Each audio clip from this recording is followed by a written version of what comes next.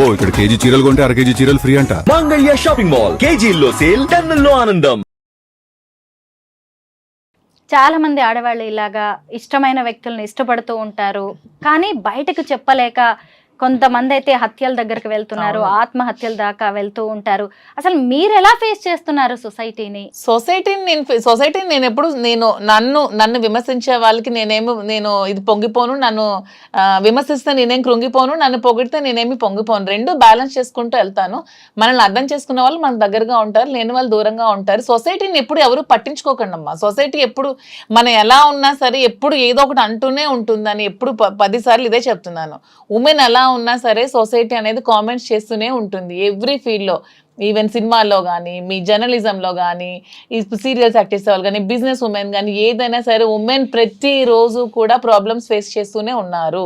ఇలా విమర్శలు, కాంట్రవర్సీలు ఎదుర్కొంటూనే ఉన్నారు. మన ఇంట్లో కూర్చున్నా సరే పక్కింటోళ్ళు, పొరుగింటోళ్ళు, ఎదురింటోళ్ళు ఏవో ఒకటి మాటలు అంటూనే ఉంటారు. కానీ నీ కష్టం వచ్చినప్పుడు ఏ పక్కింటోడు, పొరుగింటోడు, ఏ సొసైటీ కూడా నీ దగ్గరికి రాదు.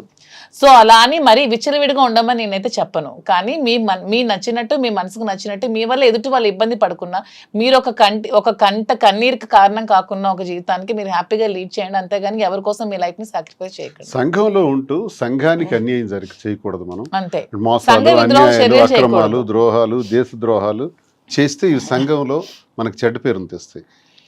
ఎదుటి మనిషి కన్నీటికి మనం కారణం కాకూడదు. ఎదుటి మనిషిలో సంతోషానికి మనం కారణమైతే చాలు. ఆ సంతోషానికి కారణం కాకపోయినా పర్వాలేదు, కానీ కన్నీటికి మాత్రం కారణం కాకూడదు. ఈ ప్రిన్సిపల్స్ మనం ఎప్పుడైతే ఉంటామో, వ్యక్తిగత విషయాలకి ఈ ప్రిన్సిపల్స్ ఉన్నప్పుడు వ్యక్తిగత విషయాలకు సంబంధం ఏంటి? ప్రతి జీవితంలో కూడా మీరు అన్నట్టు చాలామంది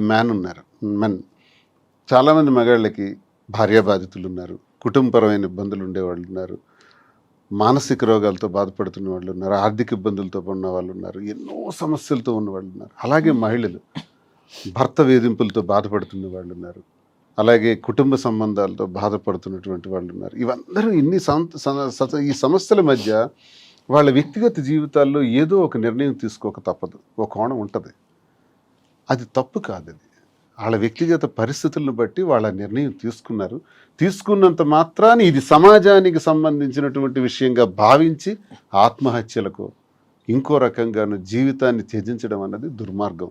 ఇలా ఎవ్వరు చేయకూడదని నేను కోరుకుంటున్నాను. మళ్ళీ మనం పుట్టాం, ఒకసారి పుడతాం. సైంటిఫిక్గా ఆలోచిస్తే ఈ పుట్టిన జీవితం చాలా చిన్నది. ఈ చిన్న దానిలో సంతోషంగా ఉండడానికి ప్రయత్నించాలి, ప్రేమతత్వంతో ఉండడానికి ప్రయత్నించాలి. ఎవరి ఇష్టం వాళ్ళది, ఎవరి వ్యక్తిగతం వాళ్ళది. నీ మనసుకు నచ్చిందా, నీ మనసుకు నచ్చినట్టు నువ్వు చెయ్యి. ఒక సినిమాలో మహేష్ బాబు అంటాడు, you are the hero of your life. నిన్ను నడిపించుకునే శక్తి నీలోనే ఉంటుంది. అల్టిమేట్గా నీ విజయానికి నువ్వే కారణం, నీ పతనానికి నువ్వే కారణం, పక్కోడు కాదు. సో మనం జీవితాన్ని మనం చక్కగా నడిపించుకుందాం. ఇందులో ఒకరికి బాధ కలిగించకుండా ఉండాలనుకునే నీ ప్రిన్సిపల్ నువ్వు పెట్టుకుని అన్నీ చేసుకోయే నష్టం లేదు. ఇదేం తప్పు కాదు. దీన్ని రహస్యంగా మాధురి ఎవరో నాకు తెలియదు, శ్రీని ఎవరో నాకు తెలియదు అని తను అనేయచ్చు, తప్పించుకోవచ్చు. అందరూ చేస్తున్నది ఇదే. మేము అలా చెప్పదలుచుకోలేదు. చేసింది స్పష్టంగా క్రిస్టల్ క్లియర్గా. నేను పొలిటీషియన్ అయినా, రాజకీయాల్లో ఇలా ఉండకూడదు, ఇలా మాట్లాడకూడదు, ఇలా చేయకూడదు అనుకునే వాళ్ళకి కూడా నేను చేసింది స్పష్టంగా చెప్పాను. మీరు చేసింది చెప్పలేకపోతున్నారు. మీ షర్టు విప్పితే ఉన్న మచ్చలన్నీ కూడా తెలుస్తాయి. నా షర్టు విప్పాను కాబట్టి నా మచ్చల గురించి విమర్శకులు మాట్లాడుతున్నారు. విమర్శకులు మీ షర్ట్లు కూడా విప్పితే మీ మచ్చలు కూడా బయటకు తెలుస్తాయి. దయచేసి విమర్శించి మీరేదో స్వర్గం నుంచి దిగి వచ్చినట్టు మాట్లాడద్దు. ఇలాంటి విమర్శల వల్ల చాలామంది జీవితాలు త్యజించుకుంటున్నారు, ఇలాంటి మాటల వల్ల. అలాంటి వాళ్ళకి మేము ఉదాహరణగా ఏం చెప్తున్నాం అంటే ధైర్యంగా ఉండండి, ఎవరిని ఖాతరు చేయకండి, విమర్శల్ని పక్కన పెట్టండి. విమర్శించేవాడు పనికి మాలినవాడు, చేతగాని వాడే విమర్శిస్తాడు. మహిళ స్ట్రాంగ్ గా ఉండాలని చెప్తాము, బాగా చదువుకోవాలి అంటాము, ఉద్యోగాలు చేయాలంటాము, అంతరిక్షంలో కూడా ఆడది వెళ్ళాలని చెప్తాం. కానీ అదే పర్సనల్ లైఫ్ లోకి వచ్చేసరికి మాత్రం ఎవరిని పెళ్లి చేసుకుంటే వాళ్ళతోనే ఉండాలి, ఆ చెయ్యి వదిలేసిరా, నీకు ఇష్టమైన మళ్ళీ ఇంకొక మగాడి చెయ్యి పట్టుకొని ఏ సమాజమూ చెప్పదు. కానీ ఇప్పుడు వీటన్నిటిని కూడా బద్దలు కొట్టారు మాధురి గారు. మీరేమంటారు? మహిళలకు హిందూ సాంప్రదాయ ప్రకారం పెళ్లిళ్ళు ఉంటే మరి డైవోర్స్ సిస్టమ్ అనేది ఎందుకు తీసుకొచ్చారు? అసలు అది తీసుకురాకుండా ఉండాల్సింది కదా. మరి ఎందుకు డైవోర్స్ సిస్టమ్ అనేది ఎందుకు వచ్చింది అసలు? మరి అది ఉండకూడదు. అప్పుడు ఒకరితో పెళ్లి చేసుకుని ఆగిపోవాలంటే డైవోర్స్ సిస్టమ్ ముందు బ్యాన్ చేయాలి. వివాహాలకు వచ్చేటప్పుడు తల్లిదండ్రులు అనేవాళ్ళు పెంచాలి, పోషించాలి, చదివించాలి, ఉన్నత స్థాయికి తీసుకురావాలి, అన్ని చేయాలి. వివాహం వచ్చేటప్పటికి ఆ వ్యక్తిగతంగా ఆ బిడ్డకున్న ఆలోచననే మనం ప్రొటెక్ట్ చేయాలి, మగవని ఆడవని. ఇప్పుడు నా కూతురు ఉంది, పెద్ద కూతురు, నేను ఒక ఇష్టమైన ఒక వ్యక్తిని పెళ్లి చేసుకుంటాను, ఓకే గో హెడ్ అన్నాను. ఇంటర్ కాస్ట్ మ్యారేజ్ చేసుకుంది. అలాగా డబ్బులు గట్టిగా ఖర్చు పెట్టి పెళ్లి చేశాను, నేనేం వద్దనలేదు.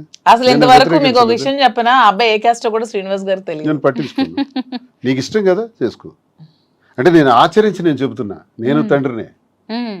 ఇలా ఆచరించే తండ్రులు ఎవరైనా ఉంటే వాడు ఒక మూర్ఖుడు, చేతగాని వాడు. పిల్లలని ఒక స్థాయికి తీసుకురావటమే నీ బాధ్యత. వాళ్ళ జీవితం వాళ్ళది, వాళ్ళకి విడిచిపెట్టాలి.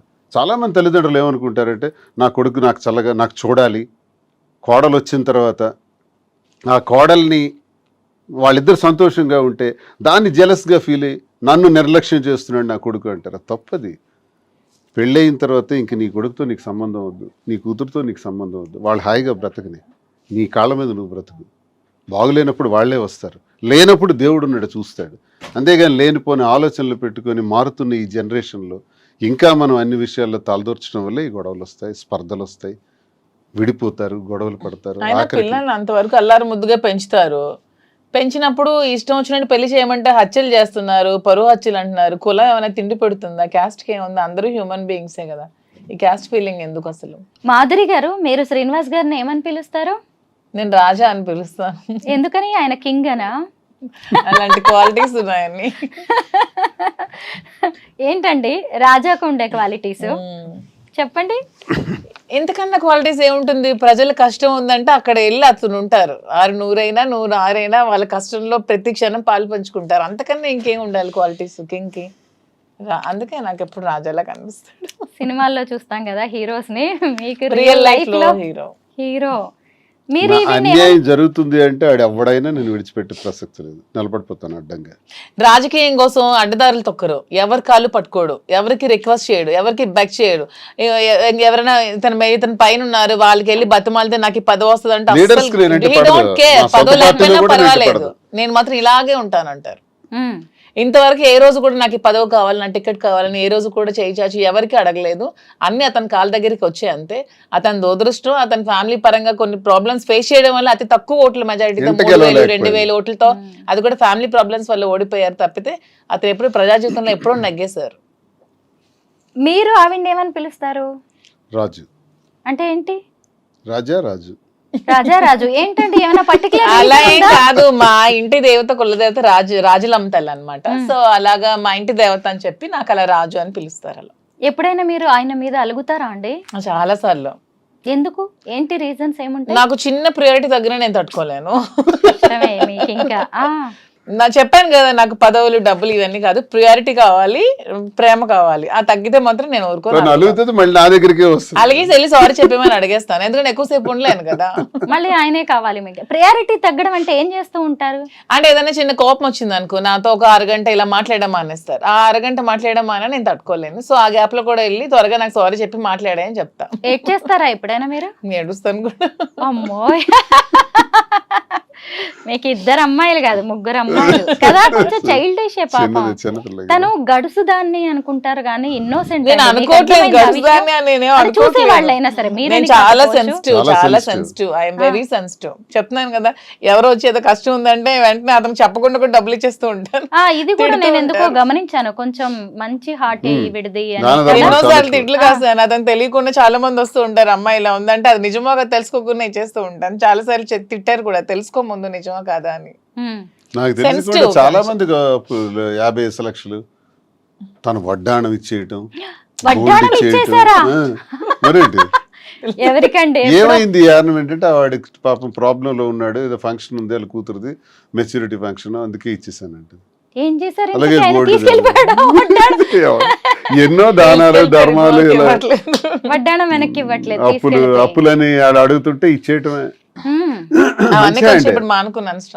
మీరిద్దరు గిఫ్ట్స్ ఇచ్చుకుంటూ ఉంటారు, ఏం తక్కువైందని ఇలాగా చిన్న చిన్న గిఫ్ట్స్. ఆవిడ వడ్డాణాలే ఆవిడ దానం చేసేస్తుందంటే గిఫ్ట్స్ ఇచ్చుకోవడం అని కాదు, శ్రీనివాస్ గారు వాడే ప్రతి వస్తువు కూడా నేను కొనిపెట్టిందే పెట్టుకోవాలని అదొక చిన్న. ఏమి ఇచ్చారు ఇప్పటిదాకా గిఫ్ట్స్ ఆయనకి? ఇప్పుడు రింగ్ ఉంది అనుకో, అది నేనే దగ్గరుండి చేయిస్తాను, అది నేను చేస్తే పెట్టుకోవాలి. ఈ బ్రాస్లెట్ నేనే ఇచ్చి అదే పెట్టుకోవాలి, అతని దగ్గర ఎన్ని ఉన్నా పెట్టుకోవాలి, నేను ఇచ్చిందే పెట్టుకోవాలి. అలా ఉంటుంది నాకు చిన్న ఫీలింగ్. శ్రీనివాస్ గారు అనిపిస్తుందా ఇంత ప్రేమను భరించడం కూడా కష్టమే అని. చాలా అదృష్టవంతుడిని. అదృష్టం నిజంగానే. అదృష్టం. అవును, మీరే అదృష్టవంతుడిని. వెంకన్న దయ. అంతేనండి నిజంగా. మీరిద్దరు భలే మీడియా ఫ్రెండ్లీ, అసలు అందరికి ఎవరికైనా ఇంటర్వ్యూ మీడియా ఫ్రెండ్లీ కాదు, ఫ్రెండ్లీ టు ఎవ్రీవన్, పబ్లిక్ అంతేనా? పీపుల్ అంతే. Public కూడా? మీడియా అంటే మాకు స్పెషల్ గౌరవం కూడా, respect. నిజంగానే. నేను ఎవరి చిన్నప్పటి నుంచి రాజకీయాల్లో కూడా మీడియాకి ఎక్కువ ప్రాధాన్యత ఇచ్చుకుని వచ్చేవాడిని. నా ఎలివేషన్ కూడా మీడియా చేశారు నన్ను. వాళ్ళే నన్ను రాజకీయంగా ఈ స్థాయికి తీసుకొచ్చారు. ఆ ప్రేమ ఎప్పుడూ ఉంటది. మీడియాలో నాకు టెక్కల్లో కూడా ఉండే మీడియా పట్ల ఎవరు అనుచితంగా బిహేవ్ చేస్తే నచ్చదు. ఎందుకంటే మీ మీడియా వాళ్ళే మమ్మల్ని పైకి తేవాలన్నా మమ్మల్ని చేయాలన్నా చాలా ఇదిగా టెక్కల్లో ఉంటారు. సామాన్యమైన విలేకరు దగ్గర నుంచి జిల్లా రాష్ట్రం వరకు అందరితో సమానంగా ఉంటాం, అందరితో క్లోజ్ గా ఉంటాం. నేను చాలా సార్లు మా టెక్కల్ మీడియా అంతా నాకు ఫ్రెండ్లీ. మాధురి మేడం అంటే మా మీడియా అందరికి ఇష్టం. ఎందుకంటే పాపం వాళ్ళందరూ చాలా కష్టపడుతూ ఉంటారు, సాలరీస్ ఉండవు, ఏం ఉండవు. పాపం వాళ్ళ ప్యాషన్ తో ఈ మీడియాలో చాలా మంది పని చేస్తూ ఉంటారు. వాళ్ళందరికీ నేను ఎప్పుడు సపోర్ట్ చేస్తూ ఉంటాను. ఎప్పుడైనా ఎవరైనా ఏదైనా అడగండి, ఇచ్చేస్తారనుకుంటా కొంచెం. అయితే మీ కపుల్ని చూసాక కొంతమంది దీన్ని పాజిటివ్ గా చూస్తున్న వాళ్ళు ఉన్నారు, నెగిటివ్ గా చూస్తున్న వాళ్ళు కూడా ఉన్నారు. అయితే కామెంట్స్ విపరీతంగా వస్తూ ఉంటాయి. అప్రిషియేట్ చేసే వాళ్ళకంటే కూడా చాలా నెగిటివ్ కామెంట్స్, ట్రోలింగ్. ఇప్పుడు ఈ ఇంటర్వ్యూ మీద కూడా ఖచ్చితంగా ట్రోలింగ్ కింద బొచ్చిన కామెంట్స్ అవన్నీ పెయిడ్ కామెంట్స్. సరే అండి, నేను ఎంక్వైరీ చేశాను. మెయిన్ ఏంటంటే మేము పవన్ కళ్యాణ్ లేకపోతే లోకేష్ చంద్రబాబు నాయుడు విమర్శిస్తాం, కానీ ఆ పొలిటికల్ పీపుల్ కొంతమంది చేస్తున్నటువంటి కామెంట్స్, పొలిటికల్ యాంగిల్లో మేమంటే పడని వ్యక్తులు మా శత్రువులు ఒకే ఐడి నుంచి ఒక 10 కామెంట్స్ వస్తాయి. మీరు చూడండి, అందులో ఒకే ఐడి నుంచి 10 ఉంటాయి వరుసగా. అది కావాలని ఇది కొన్ని ఐడీలు క్రియేట్ చేసి ఫాల్స్ ఐడీలతో కూడా చేస్తారు. అవి రియల్ పీపుల్ కారండి. ఆ కామెంట్స్ని పట్టించుకోవాల్సిన అవసరం లేదు. ఒకవేళ రియల్గా చేసినా ఖాతరు చేయాల్సిన అవసరం లేదు. This is my life. నేను ఇలా డెసిషన్ తీసుకున్నాను, మేము ఇద్దరం ఇలా ఉంటున్నాం, మేము చెప్తాం. ఇంకేం చెప్పాలి చెప్పండి. కానీ ఎవరు ఏమనుకున్నా కానీ మనకి నచ్చిందే చేయాలి, మన జీవితం మనది అని నిజంగా మీ ఇద్దరు చాలా మందికి అయితే ధైర్యాన్ని ఇచ్చారు. ఏ మాటకు ఆ మాటే. అది మాత్రం ఒప్పుకొని తీరాలి. నన్ను కూడా తిడతారేమో. మీరు మంచి చేశారు. ఎందుకంటే నిజంగా ఒక రిలేషన్ లో అంత బలవంతంగా ఉండడం కంటే బయటకు వచ్చి నచ్చిన వ్యక్తుల్ని, పైగా మీరు ఎక్కడా దాచిపెట్టలేదు దేన్ని కూడా. అదే అంటున్నాం కదా, నేను ఫస్ట్ టైం ఇంటర్వ్యూ ముందుకు వచ్చాను. అప్పటికే మేము 2 years నుంచి ఉన్నాము, మా పబ్లిక్ అందరికీ తెలుసు. వచ్చి ఓపెన్ గా చెప్పాను. దాన్ని కూడా చాలా ట్రాల్స్ చేశారు, ఫేస్ చేశాను అంతే. శ్రీనివాస్ గారు నాకేం సంబంధం లేదు, ఎవరో నాకు తెలియదు అని చెప్పి నేను ఉండొచ్చు, అందరూ చేసేటట్టు సీక్రెట్ గా మేము కలవచ్చు, కలిసి ఉండొచ్చు, అన్నీ చేయొచ్చు. అలా ఏమీ లేదు. ఓపెన్ గా, ట్రాన్స్పరెంట్ గా, క్లియర్ గా, క్రిస్టల్ క్లియర్ గా ఉన్నాం. మా తెలంగాణలో మీరు స్టార్ట్ చేయబోయే saris and jewellery business super success అవ్వాలని మేమైతే కోరుకుంటున్నాం. Thank you so much. మేము కూడా నాకు నమ్మకం అయితే ఉంది తెలంగాణ పీపుల్ మీద. నాకు సపోర్ట్ చేస్తారని, నన్ను ఆదరిస్తారని, నాకు ఈ బిజినెస్ కి